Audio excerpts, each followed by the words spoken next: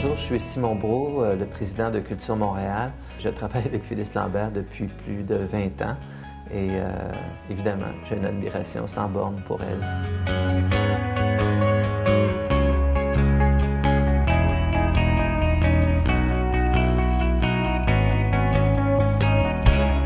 Avant de la rencontrer, Phyllis Lambert, je la considérais déjà un peu comme ma mère spirituelle. C'est-à-dire, comme beaucoup de gens, je pense, qui sont engagés, surtout au niveau de ce que j'appellerais la citoyenneté montréalaise.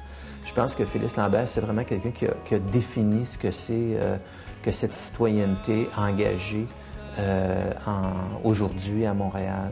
La chose pour moi qui m'a toujours fasciné chez Phyllis Lambert, c'est l'action. C'est une femme d'action. C'est une femme de réflexion. C'est une femme de discours et d'argumentation. Et sa plus grande qualité, à mon avis, sa plus impressionnante qualité, c'est sa ténacité. Et pour moi, la réflexion, l'action, la ténacité, c'est vraiment quand on veut transformer, pas simplement bâtir des institutions, mais transformer une ville, c'est des qualités qui sont absolument essentielles. Puis Phyllis Lambert, c'est vraiment quelqu'un qui incarne ces qualités-là. C'est pas simplement quelqu'un qui en parle, c'est quelqu'un qui est comme ça.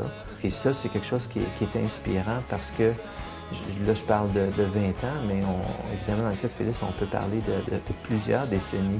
Mais c'est vraiment quelqu'un dont on est certain qu'elle répondra toujours présent quand il y aura quelque chose de significatif pour l'avancement de la ville, pour l'avancement des arts dans la ville, pour le développement culturel. Et ça, malheureusement, on compte sur les doigts de la main des gens de cette trempe-là à Montréal.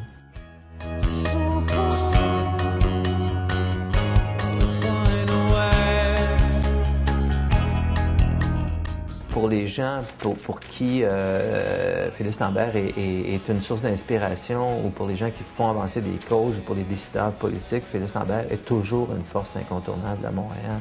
Pour moi, c'est très difficile d'envisager un grand mouvement, quel qu'il soit, que ce soit celui de redonner à Montréal un second souffle comme métropole culturelle.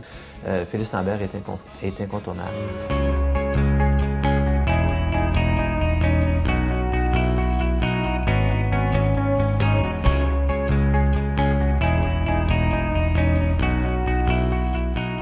Mais de l'autre côté, je pense qu'il faut aussi voir le rôle puis l'influence de Phyllis Lambert. Il faut aussi voir des réalisations très, très concrètes qui lui appartiennent vraiment.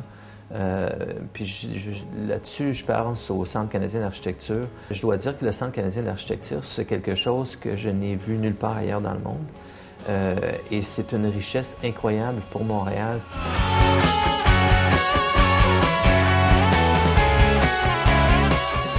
Phyllis Lambert, c'est toujours quelqu'un d'extrêmement positif. C'est quelqu'un qui dit jamais « non, c'est pas possible »,« non, c'est une idée trop grande »,« non, ça peut pas se faire ».